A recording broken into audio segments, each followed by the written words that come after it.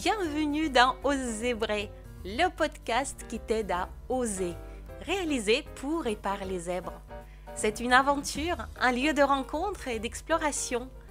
Dans chaque épisode, une femme, entrepreneuse ou pas, passionnée et passionnante, inspirante et sensible, répond à mes questions et te partage ses émotions, ses vécus, ses challenges et ses secrets de zèbre. Dans chaque épisode, tu te reconnais un peu, beaucoup à la folie. Tu te reconnectes à toi, à tes ressentis, pour t'autoriser à être toi-même, faire de tes rayures de vrais rayons de soleil et entreprendre ta vie selon tes règles de jeu. Coucou et bienvenue dans ce premier épisode du podcast Ose Zébrer. Je suis toute frétillante de bonheur parce que c'est un projet qui est né déjà il y a un bout de temps, qui est né au moment où j'ai décidé d'inviter les zèbres entreprenantes dans mon livre, de leur laisser cet espace, de leur proposer de témoigner pour mon livre Ose Zébrer. Et après, en fait, quand j'avais commencé à extraire les témoignages et les mettre en forme, je me suis rendu compte qu'il y a quelque chose qui sera vraiment perdu si je ne faisais pas quelque chose de ces interviews. Ce qui serait perdu, c'est la chaleur humaine, c'est les expressions, c'est les émotions, c'est les sourires dans les voix, c'est les rires, c'est tous ces échanges. Et c'est comme ça que j'ai décidé de créer le podcast Ose Zébrer pour donner cette opportunité aux auditeurs, auditrices, de rencontrer les personnes, les zèbres entreprenantes, comme je les appelle, qui ont contribué à mon livre. Et puis plus largement, j'ai décidé de garder ce podcast pour proposer des échanges aux personnes zèbres, aux personnalités zèbres qui pourraient nous apporter les différents éclairages, qui pourraient nous partager leurs défis, leurs expériences. Je pense que ce qui est très important, c'est de comprendre que toutes les expériences sont uniques, qu'on a droit de vivre comme on vit, de ressentir comme on ressent et d'agir comme on le fait, et que tout est ok et qu'on est juste à être soi. Et je pense que plus il y a de témoignages inspirants, plus c'est facile pour les zèbres d'être soi tous les jours. Et c'est l'objectif de ce podcast.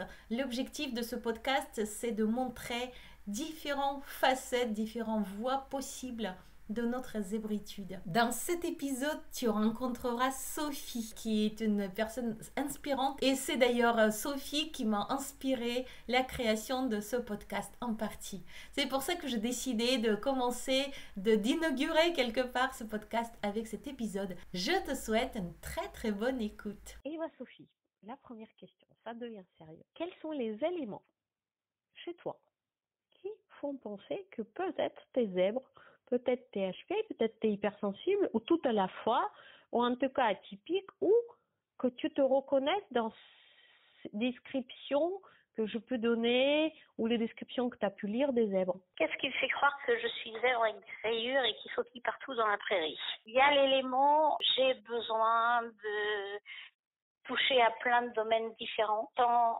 intellectuellement que dans des occupations manuelles, dans tous les domaines en fait. J'ai besoin d'aller à la découverte de la pensée, j'ai besoin d'aller à la découverte de l'être humain, j'ai besoin d'aller à la découverte de tout ce que je connais pas. Avec ce bémol qui, je pense, nourrit pas mal le syndrome de l'imposteur, c'est que du coup, je suis pas spécialisée dans quelque chose. Hypersensible, oui, parce que la moindre modification corporelle, rythme de la voix ou façon d'aborder les gens d'une personne tout de suite, ça m'affole. Je me dis il y a un truc. Hypersensible parce que je vais m'émouvoir devant énormément de choses, autant aussi bien des choses très graves que des choses très légères. Ça me prend au tripes la misère du monde, mais en même temps ça me prend au tripes et pas du tout de la même manière les nuages dans le ciel. Et avec, pareil, cette hypersensibilité qui fait que pour vivre, pour ne pas avoir mal tout le temps, il y a eu une période, et j'en ai gardé des morceaux que je suis bien contente de les avoir parce que je les gère maintenant, où j'ai mis des morceaux de carapace sur moi pour pas sombrer dans Donc trop d'émotions à gérer d'un coup. Quand j'avais 7 ans, il a été question de faire sauter une classe. En fait, l'idée c'était de savoir ce qu'on allait faire de cette espèce de bout de chou là qui allait trop vite et qui foutait le bordel en classe, parce que mon meilleur copain à l'époque, quand il me fait sauter une classe, c'était le cancre de la classe en fait. D'accord. Parce que j'avais fini avant tout le monde, donc je m'ennuyais, donc au bout de bol, je m'étais assise à côté du cancre qui lui de toute façon ne faisait rien. Et du coup, on s'amusait à conduire un avion imaginaire pendant les cours. On avait installé les règles et tout, et on tirait sur nos règles et sur nos... Enfin, bref, on faisait de l'aviation pendant les cours. Ça me parle tellement. J'avais les notes hyper bonnes et j'ai participé aux Jeux olympiques en physique, en chimie, en maths, en langue, parce qu'on avait des jeux pas olympiques, mais des jeux de ville, tu sais, des sortes de compétitions entre élèves, tout ça. Et j'avais donc sur les mêmes pages carnet, il y avait félicitations pour ci, félicitations pour ça. On demande des parents de venir à l'école, ce qu'elle est insupportable. Ben, je te dis, je sais pas si je suis jeune, mais quand tu me parles des œuvres, ben, je comprends, ça me parle et je me dis, bah ouais, ça ressemble bien, quoi. Alors, les cicatrices me plaisent, je la trouve trop belle, trop marrante, donc je me dis, ouais, pourquoi pas, allez hop. Ça me plaît plus que de me poser la question de savoir, par exemple, si je suis haut potentiel intellectuel. Je veux surtout pas savoir, c'est horrible ce mot. Moi, je fais partie des hauts potentiels intellectuels et vous, en dessous, vous êtes pas là, quoi. Alors que pour moi, le zèbre, il se pose pas ces questions-là. Il essaie déjà de vivre en troupeau sans être dans le troupeau parce que c'est une bête sauvage en même temps. Et enfin voilà, il est pas dans la domination des autres, ça m'intéresse pas. À force de croiser des gens comme ça qui sont vraiment on est en arborescence, on a la tête qui part dans tous les sens et on a envie de faire mille et un trucs, mais à aucun moment on a envie de dominer les autres. Et tous ceux que je croise qui sont comme ça, à chaque fois, c'est pour moi, je me reconnais, quoi. J'ai l'impression qu'on appartient au même troupeau. Ouais, et c'est d'autant plus difficile pour ces personnes-là d'accepter dans le terme haut potentiel intellectuel qui comprend une échelle. Oui, c'est ça. Il y a une échelle d'en haut et à bas. Exactement. Ouais. Et d'autant plus difficile aussi, je pense, d'accepter les cases. C'est un peu comme si on nous mettait dans une étable en nous disant, toi, tu vas aller se mettre là. Mais non, désolé, nous, on n'est pas des chevaux. Il faut qu'on court partout dans le savane et foutez-nous la paix, quoi. Et aujourd'hui, quels sont tes challenges actuels en tant que pro et perso au niveau d'organisation, des relations, des émotions, que sais-je? Alors, mon grand challenge numéro 1, c'est de définir quelles sont mes vraies priorités d'activité et de supprimer ce qui ne m'épanouit pas. Plein de choses sont arrivées, plein d'activités se sont imposées à moi. Je suis vraiment je peux pas tout faire. Qu'est-ce qui vraiment me met dans le flow et qu'est-ce qui fait que, par exemple, j'ai pas eu le temps de faire un truc, mais je vais être capable de m'y remettre de 9h du soir à 11h du soir parce que juste c'est tellement normal de le faire. Il y a des choses aujourd'hui qui te mettent en colère, que tu ne supportes pas, des trucs qui vraiment, vraiment là encore, malgré le travail que ça peut faire sur toi, ne te passent par les yeux, quoi. Enfin, moi, c'est l'évolution de la société qui est en train de me faire exploser. Et ça me demande beaucoup, beaucoup de pression sur moi. Ça peut me mettre dans des colères monstrueuses, ça c'est clair. Enfin, des colères. J'ai colère monstrueuse. Il n'y a rien d'explosif, mais ça me bouleverse. Ça m'agace et me sentir impuissante est un truc que j'apprends à gérer parce que il y a des choses sur lesquelles on ne peut pas avoir d'effet parce qu'on n'est pas à la place qui fait qu'on peut avoir de l'effet, où on a un effet juste l'aile du papillon. On fait à notre petit niveau, mais il y a des trucs sur lesquels on ne peut pas avoir d'effet. Et j'apprends à me dire, oui, mais ça, c'est pas toi qui va résoudre le problème. Laisse, il y a des gens qui sont dans la place et qui sont en train de faire le boulot. Et ça, c'est dur. Tu vois, avoir la conscience d'un truc, se dire, il faut qu'on arrive à se battre pour ça et ça, et se dire, non, toi, ta place, elle n'est pas là. Je trouve que j'ai fait énormément de progrès là-dessus, mais ça reste encore compliqué et je suis obligée de me remettre en place régulièrement en me disant, non, c'est pas toi qui dois t'occuper de ça. Allez, calme-toi. Tu vois bien, les choses, elles bougent, mais voilà. Donc, c'est encore un challenge finalement. Oui, c'est un challenge parce que je pense que le problème du zèbre, enfin de la majorité des zèbres, c'est que comme on est toujours en alerte de tout ce qui se passe autour de nous, on sait beaucoup de choses, il faut qu'on arrive à se dire, mais je ne peux pas être sur tous les fronts. Complètement autre chose. Quelles sont les facettes chez toi que tu adores, même si les autres ne sont pas de même avis? Ou alors les choses que toi, tu connais en toi et tu adores, et les autres ne savent pas encore de toi, et c'est dommage. Alors, il y a une facette de moi qui m'amuse beaucoup, que j'accueille volontiers, c'est ma propension à être capable de rencontrer des gens même en plein désert, comme disait ma grand-mère. J'adore. C'était pour résumer mon comportement exactement. Mais parce que, et en fait, et je te le dis parce que il y a un mois, j'étais à une réunion de femmes entrepreneurs de Blois. Et il y en a une elles ont lancé l'idée, qu'est-ce que vous pourriez dire de vous que les autres ne savent pas forcément? Donc, quel est votre don? Quel est votre don? Moi, ça a été, en fait, moi, j'ai un don, c'est celui de me mettre à parler à n'importe qui, et c'est juste bien. Et moi, c'est un don, ça? Je leur dis, bah oui, par exemple, dans le train, moi j'étais assise à côté d'un homme, on a discuté, il avait une entreprise de transport, bah du coup c'est lui qui s'occupait des transports de l'exposition de peinture que ma mère avait fait il y a quelques années. Tu vois, et quand je leur ai cité plusieurs exemples comme ça de rencontres juste improbables, ils m'ont dit ah oui effectivement, là à ce niveau-là c'est autre chose que juste je papote avec tout le monde quoi. Et j'ai compris que c'était, ouais, je crois que j'ai compris que c'était un cadeau qu'on avait fait la vie. Va falloir que j'accepte. Tout d'un coup je me dis mais waouh. C'est une chance. Ah bah oui, carrément. Est-ce qu'il y a des situations, Sophie, où tu n'es pas encore toi-même? Ah oui. En particulier quand je suis dans une situation où ma façon de penser est très différente des autres et où je sais que faut pas que je l'ouvre. Tu peux donner un exemple?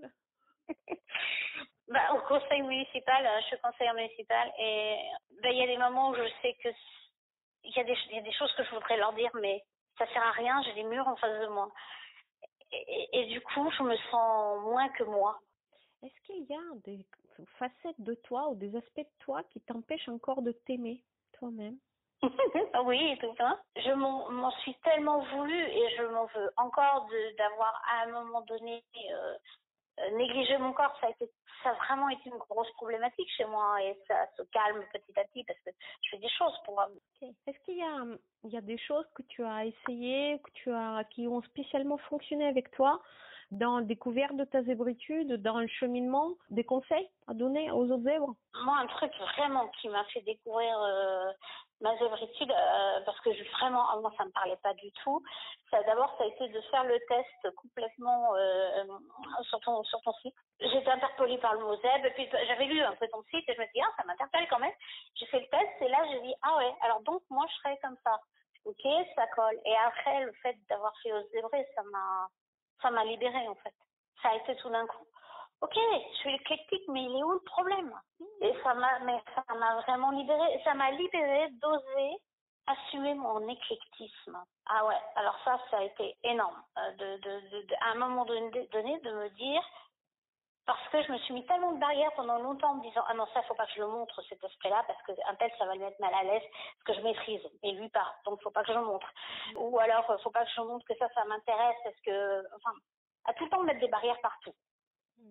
Et là, les barrières, je me les mets plus. J'ai envie de lire en anglais, je lis en anglais, foutez-moi la paix. J'ai envie de me remettre à la danse parce que j'adore danser, foutez-moi la paix. Si c'est pas ça vous plaît pas, c'est mon problème. J'ai envie de faire des podcasts, oui, en fait, je me rends compte que écrire, c'est un gros kiff. Et assumer ce kiff-là, ça a été génial. C'est quelque chose que j'avais mis tellement sous plein d'envie, voilà. Et affirmer aussi, très nettement, certaines choses que j'aime pas, mais les poser clairement en disant non, moi c'est pas du tout mon truc. Alors par contre, je te transfère volontiers cette compétence-là. Moi j'en ai d'autres. Et ça c'est vraiment pouf, c'est libérateur. Moi la première fois qu'on m'a parlé de zèbre, c'est une de mes amies qui me parle des enfants, surdoués, des enfants atypiques, des zèbres, tout. Elle m'en parle et moi sur le coup, c'était il y a 4 ans, quelque chose comme ça. Moi je suis hypersensible, non. Après, j'ai réalisé que si, je suis sensible. Sauf que je fais ce que je peux pour survivre et que je me suis suradaptée. Et cette amie me parlait du fait d'avoir eu des facilités à l'école et tout. Puis quand elle m'en parlait, je me dis, oui, moi aussi j'ai eu des facilités à l'école. C'est pas... Enfin, tu vois, c'est normal, quoi. Ça, c'est tout le monde là. On va pas faire. Il y en a qui non, mais c'est même pas tout le monde là. Non, mais certains d'entre nous réussissent à l'école, d'autres pas. Bon, voilà, c'est comme ça. On peut en faire une histoire, quoi. Et du coup, elle avait déjà évoqué le mot zèbre devant moi et ça ne m'avait mais pas du tout parlé parce que c'était un moment où je m'interdisais tellement de choses, je m'interdisais tellement de montrer certains aspects de ma personnalité pour pas écraser d'autres personnes que voilà. Alors qu'en réalité, j'écrase personne en étant moi-même. C'est ça qui est dingue. Il y a un moment donné, il faut réaliser ça. Et si tu avais un message à passer à toi du passé ou toi du futur ou les deux, qu'est-ce que tu leur dirais? Ose encore et encore. passe à l'action. Fais de la place aussi pour pouvoir passer à l'action. Parce qu'il y a des moments où, si on fait pas la place, on peut pas passer à l'action encore plus. Enfin, bouchon. Il y a trop de monde, ça fait bouchon. En tout cas, il faut passer à l'action pour savoir ce qu'on va pouvoir, ce qui est bon de garder pour soi ou pas. Plutôt que de se dire j'aimerais bien faire ça, bah fais-le et vois comment tu kiffes. Ok, c'est génial. Et Bon, sauf qu'il y a des moments où tu ne peux plus être dans le fais-le et vois comment tu kiffes parce qu'il y a déjà trop de trucs en cours. ouais, c'est vrai aussi. Ok. Si je te disais un livre qui s'appelle Oser vrai, à liberté d'être soi, par exemple, Ouais. guide pour zèbres entreprenantes, par exemple. Qu'est-ce que tu aurais voulu trouver dans ce livre? Qu'est-ce que tu aurais recherché dans ce livre? Qu'est-ce qui pourrait t'aider si tu trouvais ça dans ce livre? Alors, sincèrement, moi, je pense que le témoignage d'autres personnes, c'est super. J'adore. Dans les livres de développement personnel, quand il y a des témoignages, parce que ça éclaire. Ça éclaire. C'est comme quand on va discuter avec quelqu'un au coin du feu et qu'on dit « Ah bah oui, tiens, au fait, ah, mais ça me parle. » Ouais, j'aime franchement les témoignages, pour moi, c'est important. Ce dont j'ai besoin, moi, c'est aussi certainement d'être rassurée. Tu vois, comme je te disais, avoir cette notion de ok, tu penses différemment que certaines autres personnes, mais c'est pas grave et ça va pas leur faire de mal et toi non plus. Tu vois, des choses déculpabilisantes. C'est franchement la joie, moi, qui m'a permis d'entrer en sévéritude. Et surtout, oui. Alors, un truc dont tu as parlé, d'ailleurs, tout à l'heure, c'est cette tribu. On n'est pas tout seul. Et je pense qu'il y a beaucoup de communication autour des HPI, hypersensibles et tout. Pendant trop longtemps, c'était un peu comme des maladies. Ouais. Tu vois, des cas exceptionnels. Un peu les maladies orphelines intellectuelles. Tu me fais rire, Sophie. Ben oui, mais parce que j'aime rire. Tu me fais tellement kiffer, si tu savais. J'adore tes mots, en fait. J'aime beaucoup. T'as un gourmandise des mots. Oui. J'ai une vraie gourmandise des mots, je reconnais. Je sais, je kiffe. Je te promets, j'écoute pas tous tes podcasts, mais ceux que j'arrive à écouter, parce que bon, on peut pas toujours tout. Voilà. Ah bah non, ça j'en ai hyper sûr. Mais quand je tombe dessus, que j'écoute, je kiffe, mais au niveau, tu vois, sensible, au niveau, ça vibre, quoi. Ça, c'est de la gourmandise. C'est comme si je mangeais des gâteaux, quoi. Ça, des bons gâteaux, tu sais, qui vont bien, qui sont kiffants, pas juste pour bourratif, mais un truc. Enfin voilà, ouais. C'est vraiment, j'ai vraiment cette impression. Ok, il me reste 2 questions et on a débordé. Je suis désolée. Comme d'hab, c'est pas grave. Non, mais pas beaucoup. Est-ce qu'il y a une question que tu aurais bien voulu que je te la pose, mais je te l'ai pas posée? Il faudrait bien que tu me poses un jour en tant que coach, c'est clair. Pourquoi tu as peur d'être toi? Qu'est-ce que tu aurais répondu? Pendant longtemps, la peur d'être moi, c'est la peur du rejet, c'est clair. Moi maintenant. D'ailleurs, je m'assume de plus en plus, donc je pense que voilà. Mais ouais, je pense que la peur du rejet a été très forte, la peur du jugement aussi. Merci. Et la peur des castes. Et la peur des cases. Oh mon Dieu. Ok. Est-ce que tu as des questions à me poser? Ou une question? C'est tout, c'est ma dernière question en fait. Pourquoi tu as envie de faire un livre?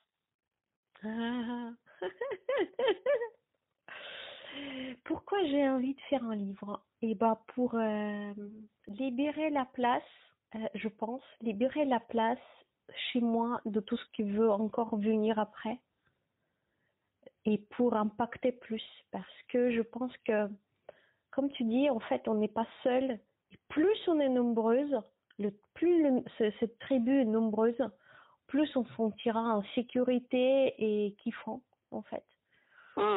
J'ai vraiment cette idée d'une part, il faut que ça sorte, et d'autre part, parce que je vois encore une telle richesse encore qui se promène.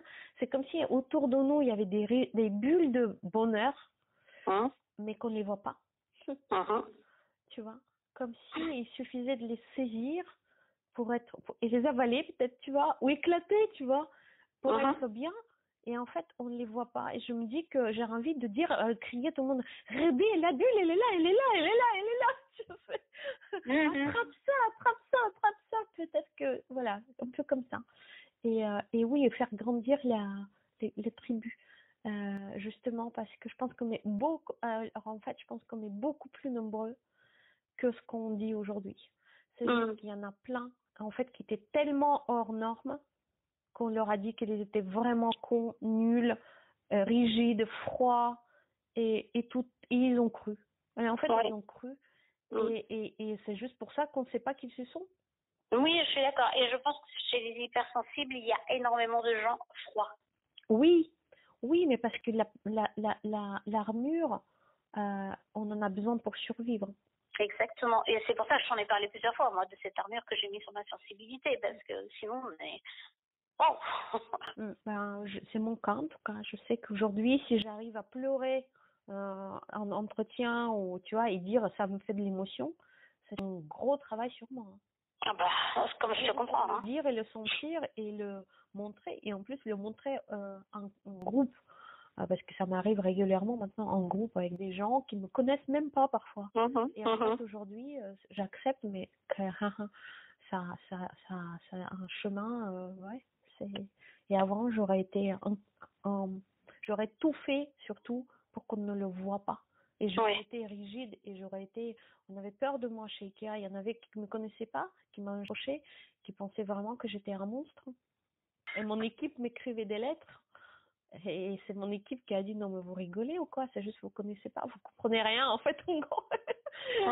Voilà, c'était marrant parce que il y avait un vrai décalage entre ce que je pouvais être avec les personnes avec qui j'étais en contact proche et les personnes qui étaient à l'écart, et du coup je mettais l'armure, ouais c'est clair. Bon, écoute, je te remercie beaucoup, tu m'as offert 3 quarts d'heure. Mais c'est pas un souci, c'est un vrai plaisir, c'est un cadeau réciproque parce que être en communication avec toi, c'est riche et c'est épanouissant. Moi, je suis ravie d'avoir eu ce plaisir-là. Et ben voilà, écoute, on s'épanouit l'une au contact de l'autre, et de toute façon, c'est évident qu'il n'y a pas de rencontre, pas de hasard. Donc ça, c'est juste. Non, il n'y a pas de hasard. J'espère que cet épisode t'a plu, que tu as trouvé des résonances, que tu as aimé notre échange. N'hésite pas à partager, à commenter, à nous rejoindre sur différents réseaux, me rejoindre sur le canal Telegram Os Zébrés pour papoter comme ça librement de nos défis, de nos expériences. Je te dis à très bientôt pour les prochains épisodes de Os Zébrés.